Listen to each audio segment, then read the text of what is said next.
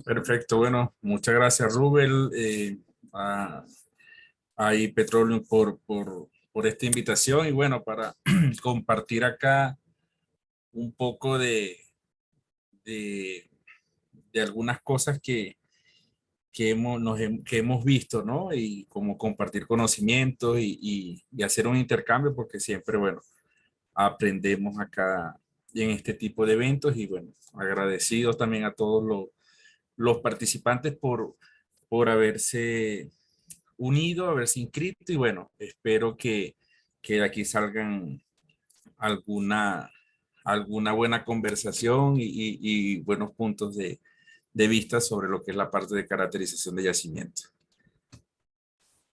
Y la idea, cuando hablamos de caracterización de yacimientos, fíjense que tenemos cómo predecir el movimiento de fluidos en el yacimiento.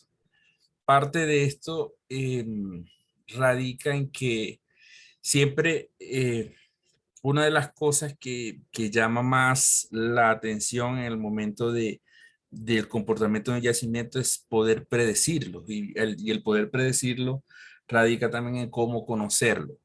En ese sentido, es la física del yacimiento lo que uno desea estudiar y cómo nos afecta, cómo es el día a día, cómo es el desarrollo, cómo tanto los fluidos que están presentes como la geología forman parte de todo este movimiento de fluidos y de los eventos que nosotros podemos bien caracterizar para así poder pensar a futuro qué cosas son las mejores para aplicar, pues, como tal en el yacimiento.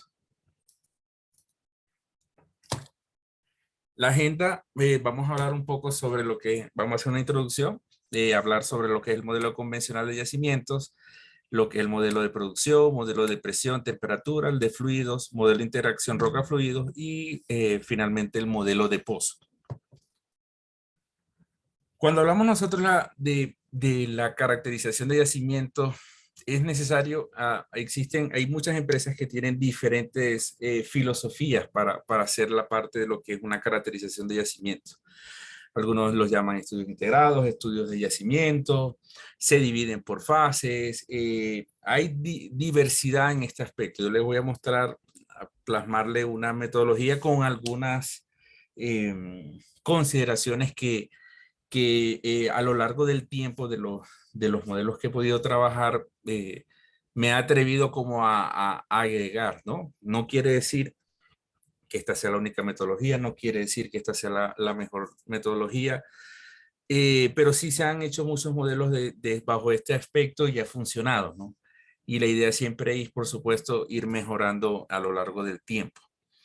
Cuando lo dividimos por fases, llamémoslo un estudio integrado de yacimiento, lo dividimos por fases, la idea es poder hacer unas fases secuenciales que nos permitan poder hacer esta caracterización de una manera adecuada, pero aparte de adecuada, que tenga coherencia en ese sentido y no avanzar de pronto en unos aspectos, en otros quedarse atrás o y también dimensionar hasta dónde pudiéramos llegar cada una de las fases en consecuencia las subsiguientes fases. Haciendo estas secuencias en fase, podemos hablar de una fase 1 de un modelo de datos, una fase 2 de un modelo estático, una fase 3 modelo dinámico y una fase 4 que sería ya el plan de explotación o el plan integral de desarrollo. Cuando hablamos de la fase uno es esa búsqueda y validación de información. Siempre hay algo escrito, siempre se ha hecho algo en torno a lo que es a la caracterización, al estudio de un yacimiento, y esa información es necesario recopilarla, porque muchas veces parte del problema que se genera en las empresas son también la falta de esas bases de datos. La idea es en esta fase hacer esa información, búsqueda de información y generar las bases de datos donde se va a afianzar el proyecto. Si hacemos unas buenas bases de datos, por supuesto vamos a tener un proyecto mucho más robusto y evitamos el problema que ocurre muchas veces, que es que siempre tenemos un retrabajo en algunos aspectos porque muchas veces no se documentan cosas. Una de las cosas que yo recomiendo también documentar, así como documentamos todas las cosas buenas que podemos hacer o que nos pasa, también es necesario documentar los desaciertos. Y podemos llamarlo lecciones aprendidas porque nos ayuda, por supuesto, a evitar que otra persona camine por ese camino que de pronto ya se andó. Entonces, sean cosas buenas o malas, siempre es necesario tener eso escrito. Y sobre todo la parte de las estadísticas. ¿Por qué? Porque ya hoy en día que estamos hablando de manejo de data, mucha data, estamos hablando de Big Data, y aparte de eso podemos utilizar esa información para bien sea el análisis de datos, Machine Learning, inclusive la inteligencia artificial. Es necesario tener esas bases de datos que sean robustas. Y esta es la fase donde se hace. Acá, por supuesto, con todas las ciencias que intervienen en esta caracterización. Hablamos de estructura, estratigrafía, sedimentología, petrofísica, geoquímica, geomecánica, yacimiento, eh, en fin, todo petrofísica, todos los que intervienen en ese proceso. Ya cuando tenemos esa información podemos ir a la parte que lo que es la caracterización de yacimiento, que es donde se van generando los diferentes modelos. El modelo estructural, que es el que es la arquitectura externa, por así decirlo, del yacimiento, con las delimitaciones del caso, bien sea un límite de roca, bien sea un límite estructural. Em, el modelo estratigráfico, que se encarga ya de esa arquitectura interna, basado, por supuesto, en esa arquitectura que genera el estructurólogo, que también genera horizontes basado en los topes que el estatígrafo le proporciona. Entonces, ahí vemos que hay una integración entre esas ciencias, entrando también lo que es la sedimentología, que ya esa arquitectura interna obedece a una sedimentación de unos cuerpos que obedecen a un proceso sedimentario, por lo cual es necesario esa integración entre sedimentología, estratigrafía y, por supuesto, estructura. A su vez, la petrofísica lo que busca es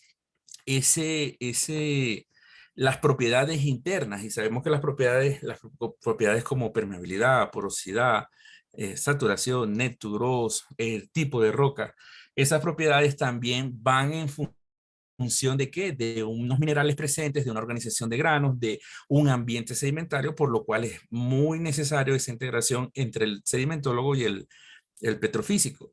Te podemos hablar de las ciencias más nuevas, más jóvenes, como son geoquímica y geomecánica, que ya forman parte de estos modelos, donde la geoquímica estudia esa génesis de los fluidos y esa interacción de los fluidos, inclusive con la roca, y el geomecánico los esfuerzos como tal.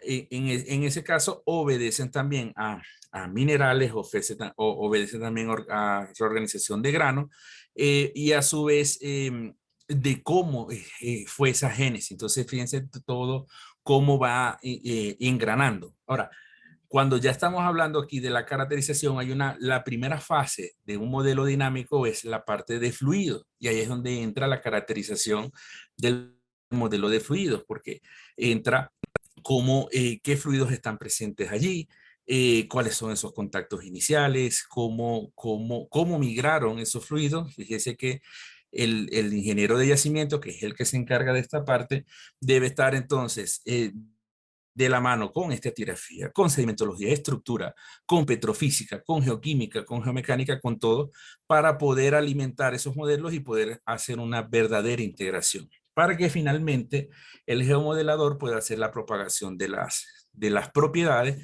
del modelo.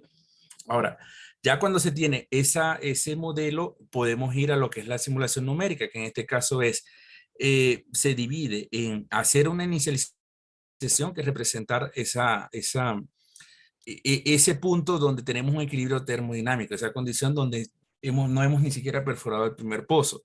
Si logramos hacer eso, podemos después a la siguiente fase, que es el cotejo histórico, que es simplemente reproducir la historia del yacimiento. Ya cuando podemos reproducir la historia del yacimiento, podemos hacer unas predicciones de cómo qué pasaría si no hacemos nada, si perforamos unos pozos, si reparamos pozos, si hacemos inyección de agua, si hacemos inyección de vapor, si hacemos inyección de gas, en fin, cualquier otro escenario que se nos pueda plantear en función también de lo que estemos pensado que podamos hacer. Porque a veces también decir, pues, quiero hacer inyección de CO2, pero no tenemos la fuente de CO2, entonces también tenemos que ser realistas allí. Ya después que se hacen esos escenarios, viene lo que es el modelo de negocio, evaluarlos y ver la rentabilidad. Como bien sabemos, la industria petrolera es un negocio y al ser un negocio, no porque se produzca más, es más rentable. Siempre tenemos que tener eso en mente y por eso las evaluaciones económicas son necesarias para ver cuál es el mejor esquema, mejor plan donde podemos ir. Ahora, hay otra parte que es lo que es la recuperación mejorada, el recobro mejorado, que entra, eh, personalmente yo lo coloco dentro de la fase 2, 3 y 4. Hay empresas que lo tienen una caja afuera. ¿Para qué? Para darle autonomía, pero a veces se llega como en un retrabajo. Desde mi punto de vista debería estar desde la fase 1 inclusive. ¿Por qué? Porque si nosotros vamos a hacer pruebas, en la fase 2 es donde hacemos las pruebas. Si queremos hacer escenarios, diferentes escenarios, lo vamos a hacer en la parte numérica. Si queremos evaluar los escenarios, en la parte en el plan de explotación. Cuando lo tenemos en una caja afuera, ¿qué ocurre? Que después o están sometidos a las simulaciones que se hicieron, o de pronto hay que hacer nuevos escenarios y regresar y evaluarlos económicamente, y de pronto queremos hacer algunas pruebas y tenemos que irnos a la caracterización. Entonces, desde mi punto de vista, debería entrar allí porque es una forma de trabajarlo realmente integrado. Ahora, cuando nos vamos ya a lo que es el modelo convencional de yacimiento, siempre tenemos, antes de hacer un modelo de simulación, tenemos que estudiar el comportamiento de producción e inyección del yacimiento. Las pruebas de presión y temperatura, lo que es el modelo de presión y el modelo de temperatura. Las propiedades termodinámicas de los fluidos, que es el modelo de fluidos propiamente con lo del PVT, de interacción roca-fluidos y el modelaje de pozo. Estos 5 modelos donde yo incorporo uno adicional que es el de temperatura, que en muchas partes no se hace. Y no se hace, ¿por qué? Porque cuando no tenemos globo pesado pensamos que la temperatura no juega un papel tan importante, ¿no? En nuestro yacimiento. Sin embargo, cuando nosotros hacemos las evaluaciones, cuando nosotros vemos la importancia de lo que nos puede ayudar, el modelo de temperatura nos puede ayudar a identificar compartimientos, nos puede ayudar a identificar hasta carácter sellante de falla, eh, simplemente con cierta información de que nosotros podemos adquirir, que ya tenemos, porque de hecho, de lo que más se tiene en un yacimiento, paradójicamente es la temperatura, porque cada vez que se perfora un pozo tenemos información de temperatura, pero muchas veces no lo utilizamos. Ahora, de estos modelos, la idea cuál es? Realizarlos, pero de forma integrada, para poder entender así cómo es el comportamiento de fluidos, cómo es el movimiento de fluidos y poder, enmarcado en eso, poder saber si podemos avanzar a la siguiente fase realizando ese análisis convencional de yacimiento para ver una factibilidad de simulación de yacimiento. Cual como ingeniero de yacimientos les puedo decir que yo creo que uno de lo que uno más desea como ingeniero de yacimientos es ir a una fase de simulación. Sin embargo, muchas veces con un análisis convencional podemos tener a generar inclusive un plan de explotación, un plan integrado de desarrollo que nos pueda, puede ser que no sea necesario hacer la simulación, ¿no? Y podemos tener resultados muy similares y lo vamos a tener en mucho menor tiempo. Pero todo va a depender de ese grado de caracterización, de conocimiento que nosotros podamos tener del yacimiento. Ahora, empezando con el primer modelo, que es el modelo de producción, lo ideal, por supuesto, es hacer esos análisis de producción. En el análisis de producción, nosotros, ¿qué tenemos que revisar? ¿Cómo es nuestro comportamiento de nuestra tasa de petróleo? Si tenemos algunos eventos como cambios, bajones muy grandes, a qué se deben ese tipo de eventos, si nosotros estamos haciendo un cambio de zona, si tenemos un problema de algún daño, cuál es la declinación de nuestro yacimiento, porque nosotros tenemos un comportamiento en el cual estamos perdiendo productividad. eso va de la mano, debemos hacerlo integrado. Si nosotros hacemos un análisis nada más con la tasa de petróleo, nos va a quedar mucha incertidumbre. Para ello nosotros tenemos que ver cómo es el comportamiento de nuestra tasa de agua que está pasando allí, por qué va incrementando, porque tenemos un pico, tenemos dos picos de producción en este caso, qué pasó aquí, si se cerró alguna zona, se hizo algún trabajo. Eh, hay uno que siempre yo les digo que tenga mucho cuidado, que es con el porcentaje de agua y sedimento, lo que llaman el BCW, porque es engañoso. Yo puedo tener un alto BCW, pero puedo tener una baja tasa de, de, de, de producción de agua. Eso quiere decir, por ejemplo, acá fíjense este ejemplo donde tenemos 38% de BCW, pero la tasa que tenemos no llegará ni a los 4 o 5 barriles de producción.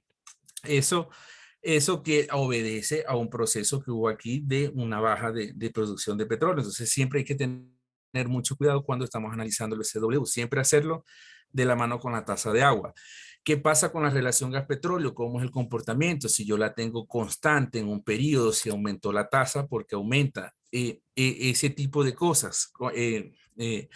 Cuando lo hacemos, en este caso es la relación agua-petróleo. Si tenemos aquí una entrada de un acuífero, si tenemos algún proceso adicional. Cuando lo vemos en relación gas-petróleo, que normalmente tenemos constante, podemos ver que podemos estar en condición de yacimiento subsaturado. Si cambia, al cambiar acá, necesariamente aquí hay un cambio de mecanismo de producción y debemos establecer qué está ocurriendo allí, porque se mantiene después constante la relación gas-petróleo, cómo es la tasa de gas, si tenemos una tasa más o menos estable, tenemos una disminución acá de producción de gas. Entonces, fíjense que es una serie de preguntas que uno debe hacerse en el momento que uno está haciendo el análisis de producción e ir viéndolo desde lo más pequeño hasta lo más grande, que quiere decir que debemos empezar con los pozos, después nos vamos con zonas y después nos vamos con el yacimiento. Ahora, cuando el análisis de agua siempre es necesario, hay diferentes herramientas en la parte de cuando uno está haciendo los análisis.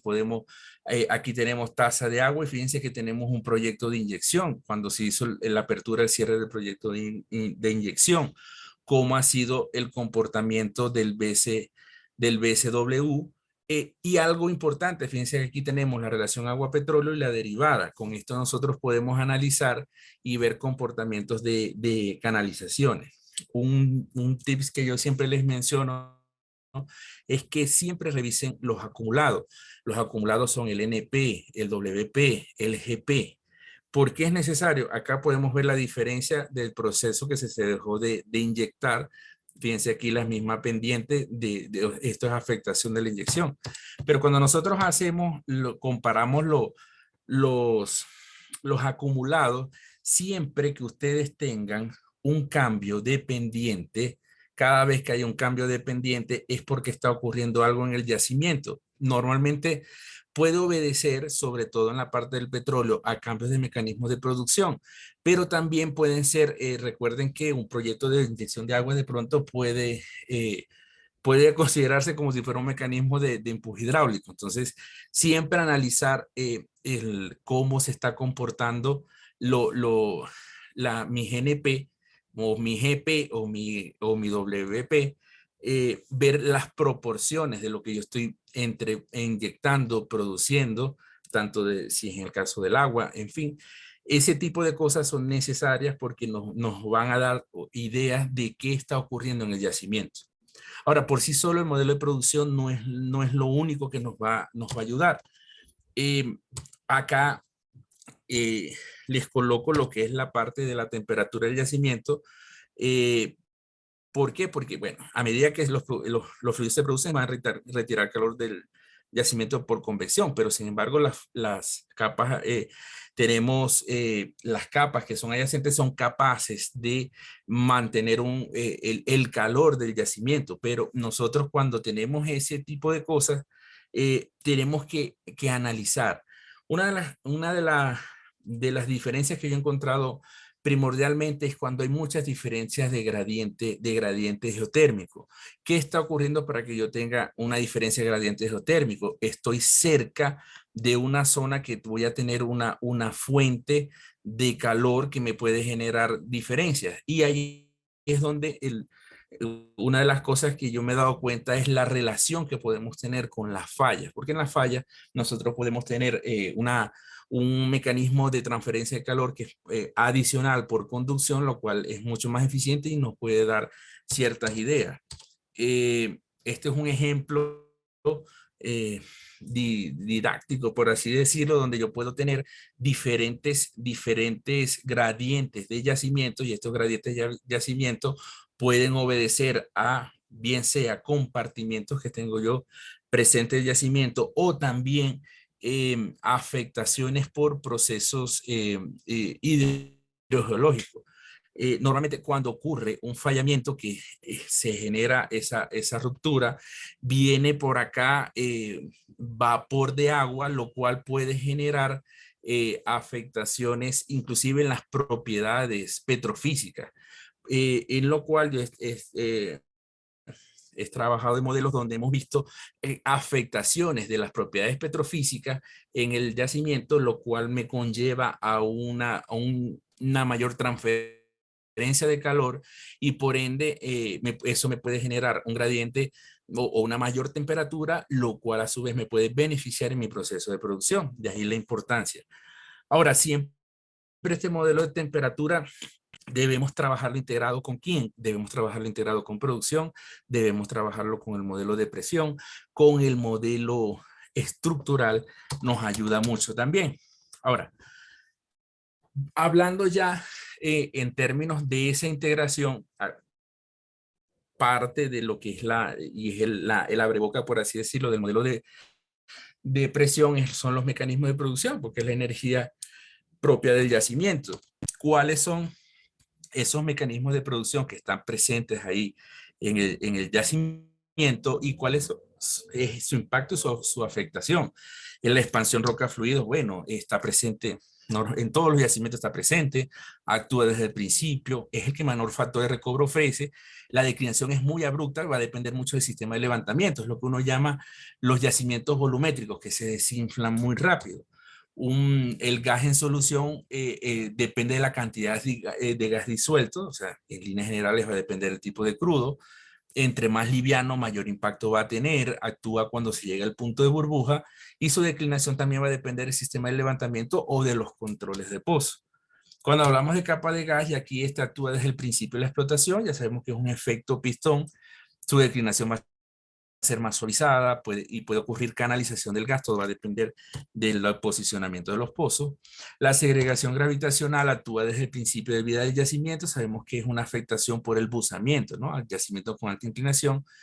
Hay una energía adicional que es esa energía potencial, su declinación es baja, pero depende mucho de la transmisibilidad. Recuerden, K por H sobre mu o sobre viscosidad depende mucho de la transmisibilidad. Cuando nuestra transmisibilidad es muy baja, por supuesto, este mecanismo de segregación gravitacional va a ser bajo. Normalmente en los crudos pesados hay mucha afectación por el efecto de viscosidad o si son arenas muy apretadas, puede ser por el efecto de permeabilidad también o espesores pequeños. En el caso de empuje hidráulico, bueno, actúa cuando se iguala la presión del acuífero, mayor factor de cobro es el de los que tiene mayor factor de cobro, pero también eh, hay que considerar dependiendo si está conectado o no con el ciclo hidrológico. Si está conectado, su declinación va a ser baja, pero si no está conectado, lo que va a mantener presión va a ser nada más la expansión y ahí va a depender es del tamaño. Y por supuesto, cuando ya llegamos a un punto donde no puede expandirse más el agua por el poco o mucho contenido de gas que pueda tener, es donde ellos se desinflan. Eh, y los mecanismos hay que tener, los métodos de levantamiento pueden acelerar ese avance del acuífero. Es una de las cosas que tenemos que tener siempre presente. Ahora, cuando nosotros hablamos de esto que estamos hablando del modelo de presiones, la idea cuál es poder establecer esas regiones de equilibrio, bien sea los compartimientos areales o verticales y bien sea las barreras barreras que nosotros podamos tener, estratigráficas o estructurales.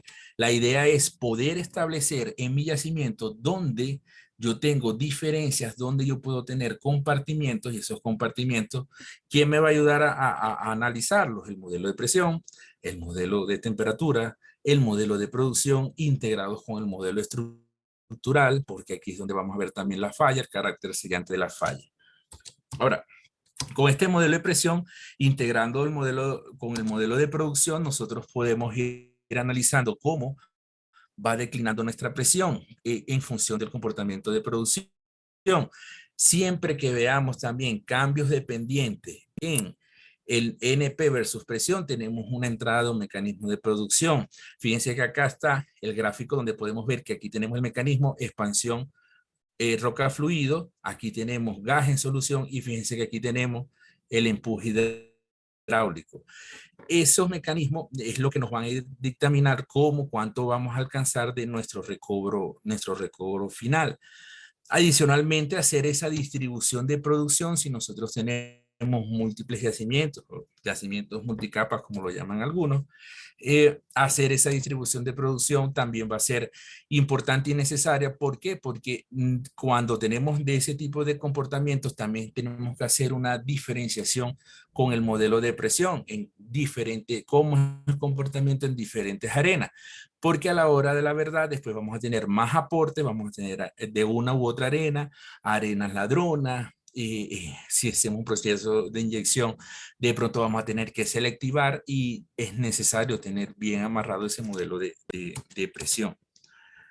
Ahora, cuando hablamos ya de los comportamientos de fluido, es ver dónde está nuestro yacimiento, ¿sí? Ver nuestro diagrama de fase y ver dónde está mi yacimiento, cuál es acá, para recordar, nosotros tenemos acá lo que se llama la línea de burbuja, tenemos este punto máximo que es el punto crincondembárico, la máxima presión, donde una mezcla de fluidos puede convivir en dos fases.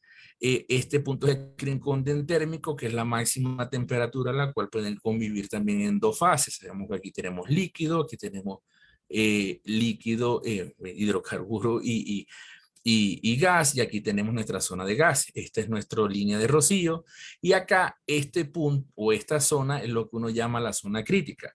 Tenemos diferentes tipos de yacimientos. Tenemos yacimientos de gas seco, donde por más que la presión disminuya, él nunca va a llegar a la región de dos fases, siempre va a ser gas, normalmente es metano. Yacimientos de gas húmedo, cuando disminuye la presión y la temperatura, vamos a tener condensación en baja proporción, pero y condensación de líquido, lo cual es los yacimientos que uno llama de gas rico. De los más complejos, el que tenemos es el de condensación retrógrada, que normalmente en la zona de la región crítica, los líquidos y los gases se comportan de la misma forma. Ahí no sabemos qué es qué, porque se comportan de la misma forma. Ahí es donde cuando empieza a descender la presión pueden hacer componentes que retrasen su condensación, y por lo cual ellos van a tener un comportamiento inicial y final distinto, y va a ser sobre todo por esa carga de componentes pesados que son tardíos en su condensación. Tenemos los saturados, donde la presión de yacimiento es mayor mayor a la presión de burbuja, quiere decir que están en la zona de líquido 100%. Los saturados, donde ellos pueden estar, bien sea acá, que es un yacimiento saturado, la presión es igual a la presión de burbuja, está muy cerca la presión de burbuja, la del yacimiento, o podemos tener aquí donde tenemos ya un yacimiento con capa de gas. Eso es necesario que nosotros podamos identificarlos, trabajarlos y ver cómo es nuestro diagrama de fase. Ya aquí analizar el comportamiento de petróleo, del agua, del gas. Muchas veces el agua no le prestamos atención y es necesario. ¿Por qué? Porque Cuando le decimos cuánto es el factor volumétrico del agua, 1. ¿Cuánto es la solubilidad del gas en el agua? 0. Esas son asunciones que nosotros hacemos, las cuales no son del todo ciertas, y eso nos afecta. ¿Por qué nos afecta? Porque si nosotros cambiamos el volumen del agua, al cambiar el volumen del agua cambia la saturación, y al cambiar la saturación, por supuesto, nos cambia el origin place. Son cosas que nosotros debemos considerar, y por eso es que siempre es necesario tener ese análisis del PVT del agua. Además, por supuesto, del petróleo y del gas, que es lo más común que usamos nosotros. Cuánto es el RS, el inicial, que es igual al del punto de burbuja. Aquí una de las cosas que muchas veces asumimos, esto es constante. Sí, es constante, porque nadie va a ponerse a inyectar gas en un yacimiento a condiciones iniciales para ver si él puede solubilizar gas, pero en laboratorio se ha hecho y muchas veces puede solubilizar más gas. Quiere decir que no necesariamente este va a ser su punto de saturación. Ese es el punto de saturación a las condiciones que están en el yacimiento. Pero bueno, nosotros asumimos que es constante, cómo va perdiendo después el petróleo la capacidad de solubilizar gas, cómo es el comportamiento de la densidad del petróleo y cómo cambia en función del punto de burbuja, cómo es el comportamiento del factor volumétrico del petróleo, cuando él empieza de presión inicial se va expandiendo y después acá él empieza a disminuir, pero no es que no se siga expandiendo, se sigue expandiendo, pero sabemos que se libera gas, y por eso es que tenemos un cambio aquí con el factor volumétrico total, y cómo son las afectaciones inclusive con la viscosidad del petróleo, porque aquí empieza a aumentar después del punto de burbuja, por debajo del punto de burbuja, por los efectos de que se quedan los componentes más pesados.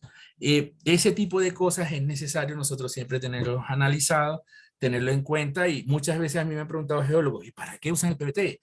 Mira, lo puedes usar para saber la condición de expansión de los fluidos.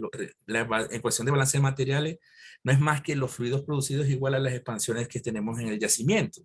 Y de ahí es la importancia de conocer esas expansiones y tenerlas bien caracterizadas.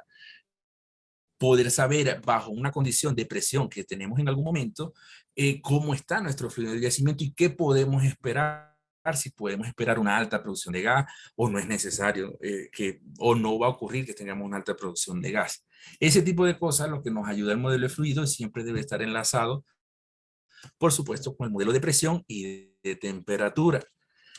Lo otro, garantizar esa representatividad del PVT, tanto arealmente como verticalmente, cuáles los compartimientos que tenemos, arealmente las barreras de permeabilidad, la biodegradación del crudo, que muchas veces ocurre, y verticalmente si tenemos varias arenas, la anisotropía, cómo tenemos eso, y la composición del crudo. Por eso es importante también que ese PVT pueda representar nuestro yacimiento.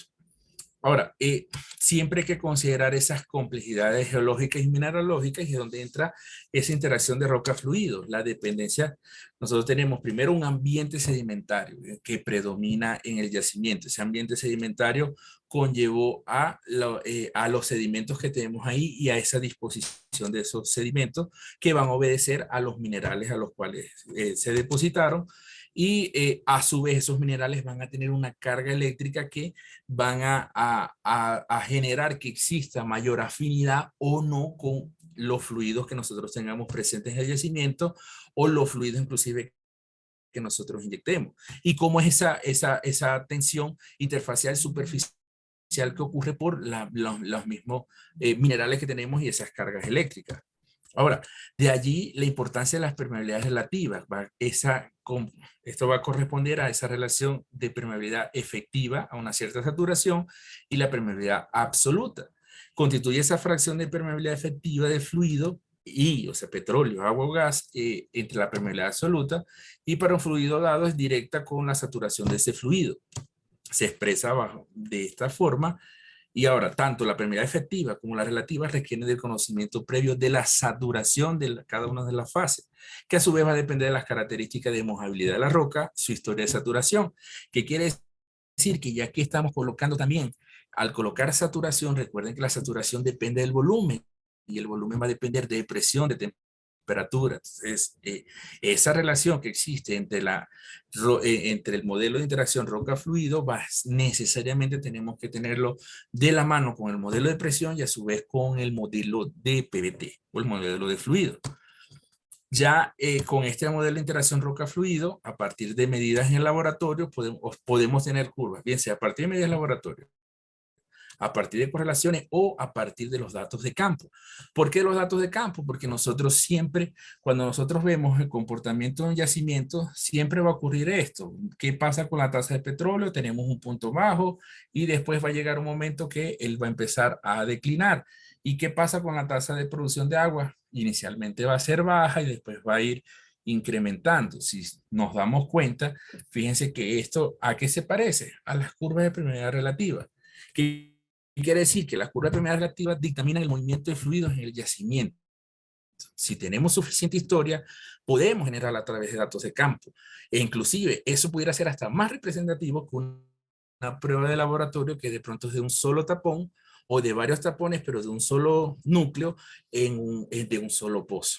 Eso lo pueden ver en cualquier yacimiento del mundo, ese va a ser el comportamiento. Ahora, cuando ya nosotros hablamos del modelo de roca, para explicarles aquí en palabras cortas y rápidas, el petrofísico hace el análisis de gamma ray, subdivide su yacimiento en esas unidades de flujo. Esas unidades de flujo a su vez van a obedecer a un comportamiento de mineralogía, lo cual voy a tener unas mejor o menor calidad. A su vez, la descripción sedimentológica, el sedimentólogo describe el núcleo pie a pie. Recuerden que la escala del registro es 2 pies, pero la del núcleo lo hace pie a pie el sedimentólogo. Y la idea con esto es identificar bien sean mis fases heterolíticas o mi fase arena. De aquí, el petrofísico puede generar un registro sintético de tipo de roca que va a obedecer a la calidad de roca. Esto está amarrado al FZ sub I, a la calidad de roca, donde él puede identificar, es decir, o ir agrupando en las zonas en función de esa calidad para posteriormente nosotros poder, mediante los análisis de núcleo, los tapones que se tengan, se pueden hacer un agrupamiento por tipo de roca, obedeciendo a ese registro sintético que hace el petrofísico, que, como les mencioné, en función de porosidad, de permeabilidad, de calidad. Ya después que agrupamos los tapones, podemos tener lo que llamamos nosotros reservorios y lo que son no reservorios. Los que son reservorios obedecen a esas fases que son areniscas o, si es el caso de la fase que sea la arena productora o la zona productora, y los que no son reservorios, que son los que están por debajo de los parámetros de corte de los cutoff o porque son fase lutita. De estos que ya son reservorios, lo que hacemos es que se agrupan y de allí generamos unas curvas tipo promedio. De esas curvas tipo promedio también con la presión capilar nosotros determinamos también esa saturación de agua irreducible, esa saturación de petróleo residual y podemos generar diferentes regiones de equilibrio. Supóngase que es como si tuviéramos un contrato de agua-petróleo. Yo voy a tener una zona de transición. Si el petrofísico la ve muchas veces, la zona de transición en donde tenemos altas porosidades no se ven esas zonas de transición. Si el petrofísico la ve, podemos dividir regiones de equilibrio en 3 regiones. Una región donde estamos, donde alcanzamos lo que es la saturación de agua irreducible, que por más que aumente la presión no vamos a desplazar agua. Entonces la saturación de agua va a ser igual a la irreducible, la de petróleo va a ser 1 menor a la irreducible. Podemos una zona de transición donde vamos a tener una saturación de agua movible y tenemos una tercera zona donde la saturación de agua va a ser 100% porque esa es va a ser la zona. Y de esta forma nosotros podemos trabajar ese modelo roca fluido. Ya finalmente tenemos el modelo de pozo, que este modelo de pozo lo que queremos es analizar cómo es el comportamiento y cómo son las afectaciones por todo lo que me esté generando una contrapresión hacia el yacimiento. En ese sentido, nosotros podemos tener restricciones de pozo, puede estar cañoneado, podemos tener válvulas de seguridad, podemos tener choques en superficie, podemos tener el separador, podemos tener aparte donde llega a nuestro tanque. Entonces vamos desde la presión inicial o la presión estática hasta la presión en la cara de la formación. Ahí tenemos el primer diferencial de presión. tenemos una diferencial de presión entre donde está el cañoneo, donde está la de fondo fluyente. Tenemos un diferencial de pronto en la restricción, desde la fondo fluyente hasta la restricción, y de esa restricción hacia arriba, hacia la válvula de seguridad. Podemos tener otra en el cabezal, que va desde el cabezal hasta la presión de fondo fluyente, hasta podemos tener desde el choque hasta el cabezal, desde la presión de separador hasta donde tenemos el choque, o podemos considerar toda la presión de fondo fluyente hasta la presión del cabezal, en fin, o inclusive desde el separador hasta la presión de cabezal. Todas esas diferencias que tenemos, diferenciales de presión, son lo que nosotros debemos analizar: pérdidas en el medio poroso, pérdidas en la completación, pérdidas en las restricciones, pérdidas en la válvula de seguridad, en el choque de superficie, en la línea de flujo, en totales en la tubería, o pérdidas totales en la línea de flujo. Esas pérdidas de presión son la parte de lo que nosotros debemos analizar, hacer análisis nodal y determinar los índices de productividad de nuestros pozos, curva de oferta, curva de demanda, para así poder saber cómo es la afectación a mi producción en función de lo que yo tengo en mi sistema mecánico. Y por supuesto, eso se hace no solo con los pozos, sino también que se hace en un solo pozo, sino que se hace en todos los pozos, y se debe hacer también de una forma integrada. Y cuando tenemos sistemas, índices de productividad variables, esos índices de productividad variable también me pueden generar diferencias, lo cual también debe ser analizado y ver cuál es el impacto, bien sea con las curvas de flujo vertical, bien sea con las curvas de producción en mis líneas, en mi tubería, pero de todas, lo ideal es ver ese comportamiento de afectación de los diferenciales de presión. Esto más o menos a grosso modo parte de lo que se hace en el modelo de pozos, que debe integrarse, por supuesto, al modelo de presión, al modelo de producción, fíjense, al modelo de fluidos. Todo debe estar integrado para saber realmente y poder predecir cuánto realmente pueden producir los pozos de mi yacimiento en función de cómo está mi sistema de completamiento, y a su vez en función de los fluidos que yo tengo presentes y las condiciones que yo tengo presentes en el yacimiento.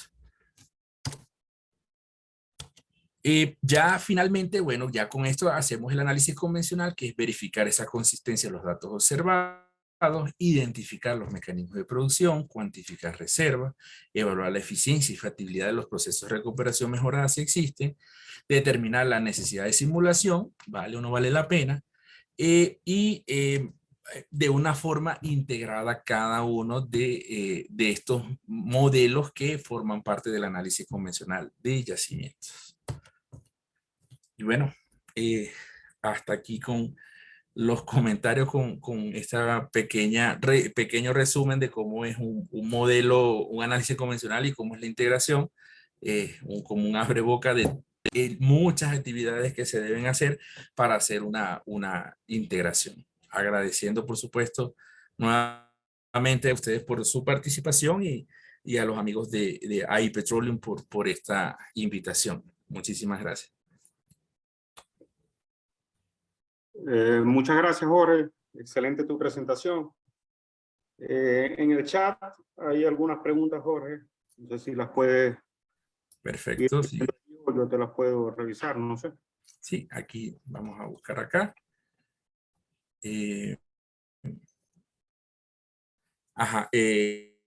Carlos Suárez, cordial saludos. ¿Cuáles son los proyectos de recobro que se están desarrollando en Colombia?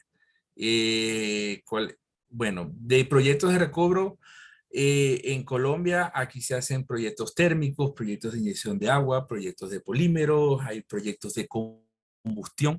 También se están haciendo actualmente aquí en Colombia, ¿no? Parte del crecimiento como tal que es necesario para cualquier empresa o cualquier productora es la parte de incorporación de reservas, y sabemos que los proyectos de recobro es lo que nos puede ayudar a potenciar ese incremento en las reservas. ¿Cuáles son los campos viables para incrementar la producción petrolera en Colombia mediante oro? Mira, yo pienso que cualquier campo es viable. El punto está de ver en qué momento estamos. Si estamos eh, con unas presiones muy bajas, la idea no es llegar a unas presiones que sean extremadamente bajas, porque con el recobro la idea no es incrementar presión, sino por lo menos mantener presión. Y es como un mecanismo de producción. Si nosotros ya con el mecanismo de producción tenemos unas presiones extremadamente bajas, es muy difícil después de poder recuperar, porque con el recobro lo que tratamos es de mantener esa presión, mantener y darle mayor tiempo. Para mí los campos viables son aquellos donde tengamos las condiciones de presión lo permitan, las condiciones del yacimiento lo permitan. Muchas veces podemos tener yacimientos que desearíamos hacer ciertas cosas, pero hay que ver compatibilidad de fluidos, compatibilidad de la roca, qué procesos se pueden hacer.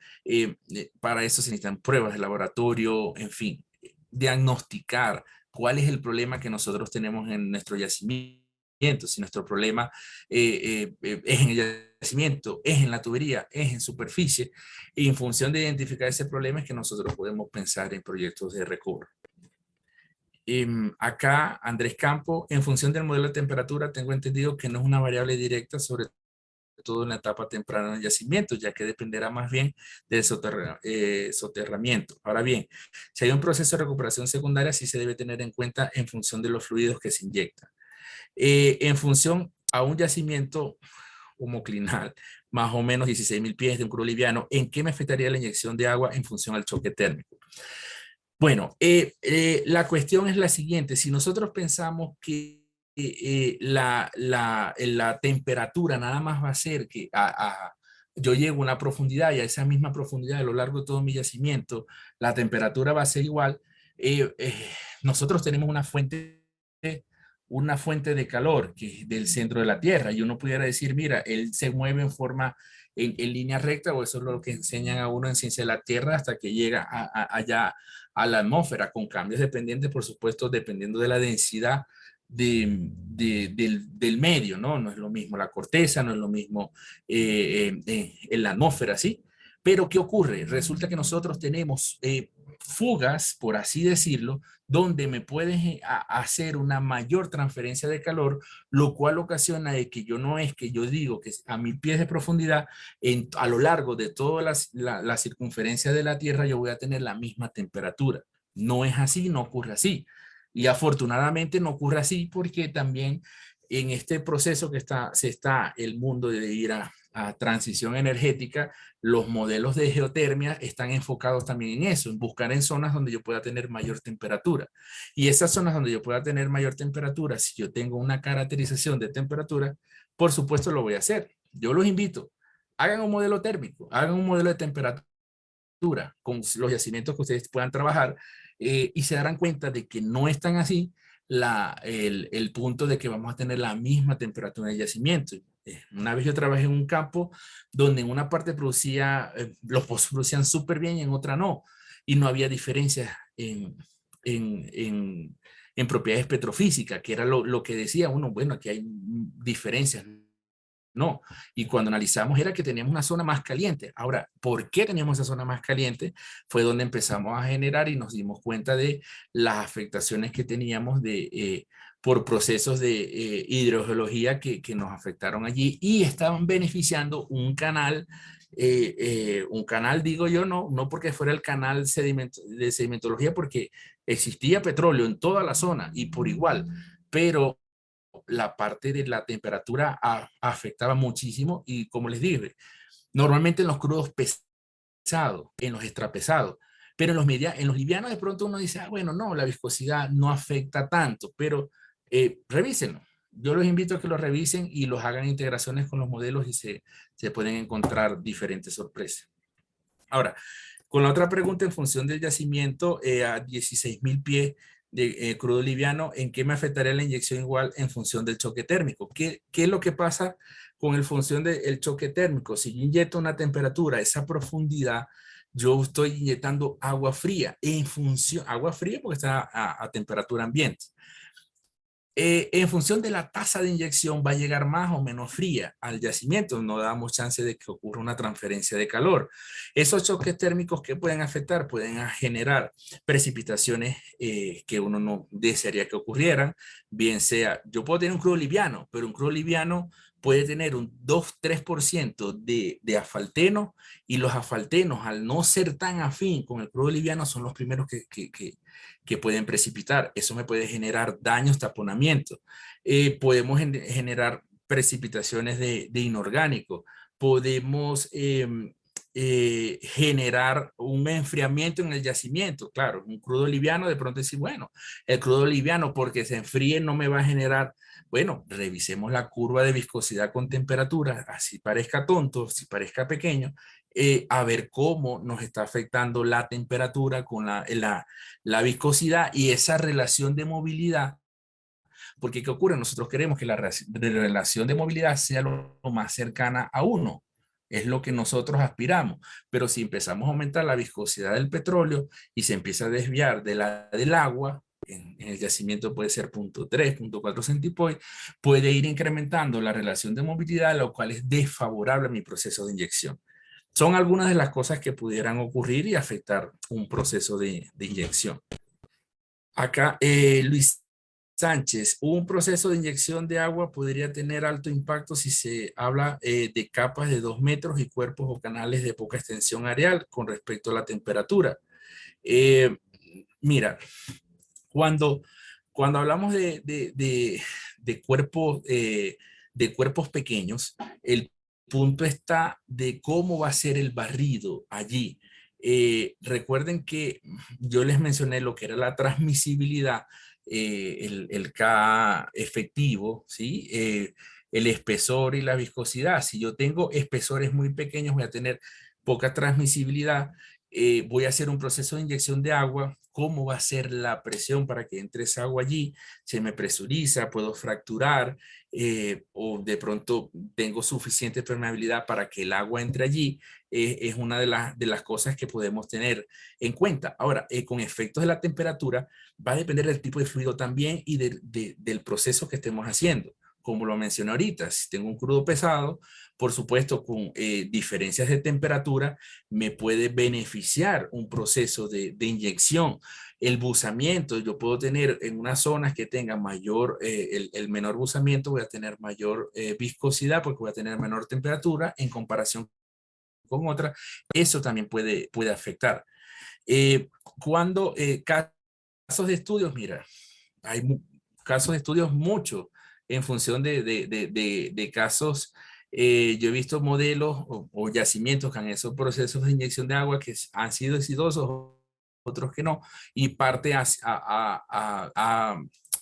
sido por procesos del entendimiento del yacimiento, ¿no? Entonces, es como tal de lo que pudiera decirte con de los casos de estudio. Ahora, cuando se considera necesario un modelo de simulación, mira, cuando tú tienes muchas oportunidades y necesitas organizar esas oportunidades. Yo tengo un yacimiento y podemos hacer inyección de vapor alterna, inyección de vapor continuo, inyección de agua caliente, combustión in situ, calentamiento eléctrico, por dar un ejemplo, inyección de agua fría, inyección de polímero, inyección de surfactante. Un modelo de simulación te puede resolver eso, ¿sí? De pronto que no la tienes tan a la fija. Cuando uno ya la tiene tan a la fija, mira, este yacimiento tiene estas condiciones, la relación de movilidad es muy cercana a 1, si inyecto agua, tengo la fuente de agua, podemos hacerlo, tengo la buena transmisibilidad, vamos a hacerlo. Pero cuando ya tienes de pronto más complejidad, la simulación te puede ayudar a resolver esas dudas, ¿no? Historia de producción previa, producción, presión. Normalmente, eh, tratando de entender lo que escribiste allí, uno arranca con el modelo de producción, después se va con presión y lo va integrando, ¿no? Si es lo que te referías con eso, Luis. Tobías, ¿qué tan importante es la información de registro de presión a cable, el Wireline Formation Tester, en pozos de desarrollo para una integración de la caracterización de yacimiento? Mira, toda la información que nosotros podamos tener de presión es importante. Cuando nosotros lo hacemos de esta manera, con Wordline, y lo hacemos con que es tenemos un registro allí, el punto con ese registro es que va a ser como un promedio de lo que yo tengo en mi yacimiento. ¿Sí? Si yo tengo diferentes, múltiples yacimientos, diferentes capas y tengo diferencias de presión porque ya ha avanzado en el tiempo, este registro lo que me va a servir es para rellenar espacios que yo voy a necesitar cuando yo lo haga arena por arena o capa por capa, si lo tengo. Lo ideal capa por capa es tener, por supuesto, los probadores de formación. Esos serían los ideales. Ya los demás registros nos ayudan a completar esa información y poder darle tendencia a la curva. Y como es un promedio, yo más o menos puedo yo moverlo en función del datum e ir moviéndolo en las capas, por lo menos que puedan representar. Pero esa es la importancia y sí, todo eso siempre son necesarios. Gabriel Beltrán, en Colombia existen campos con empuje hidráulico. ¿Es necesario implementar métodos de OR? Además, el yacimiento tiene un bosamiento que genera migración de los fluidos aunado a un empuje hidráulico. Mira, si tienes un empuje hidráulico, tienes un mantenimiento de presión, tienes un alto factor de recobro, lo ideal es hacer el gráfico como el que les mostré de mecanismos de producción y ver por dónde vamos. Si nosotros vemos que se está manteniendo la presión, miren, no hay que inventar. No hay que inventar. Pero ¿qué ocurre? Si es necesario caracterizar para saber si ese empuje hidráulico, si ese acuífero está conectado o no con el ciclo hidrológico. Si está conectado, bueno, está conectado y me está manteniendo presión bien. Pero si no está conectado, ténganlo por seguro que esa presión va a caer. Y cuando empiece a caer va a ser un problema. Entonces, allí es donde nosotros pudiéramos aplicar un método de recobro evitando que se me despresurice mi acuífero. Hay diferentes alternativas, inyectarle agua, inyectarle gas, alternados, en fin, buscando esas alternativas pudiera ayudar. Bueno, esa fue la última pregunta. No sé si hay alguna otra más o algún otro comentario. Gracias a ti, Gabriel. Ok, gracias Jorge, excelente tu presentación y gracias a ustedes por su participación. Te agradecemos por estar en este webinar, nos permitió conocer más acerca de este importante tópico. Para quienes no han podido estar presentes y si lo quieren ver nuevamente, dejaremos disponible esta grabación de la presentación en nuestras redes. Les recordamos que tenemos una convocatoria para un curso virtual que seguirá abierta hasta el 2 de septiembre. Y pueden buscar información a través de nuestra página web www.ipetroleum.com. Esperamos entonces poder contar nuevamente con su participación en futuras ocasiones. Gracias por todo. Listo, Jorge. Okay. Hasta luego. Feliz noche.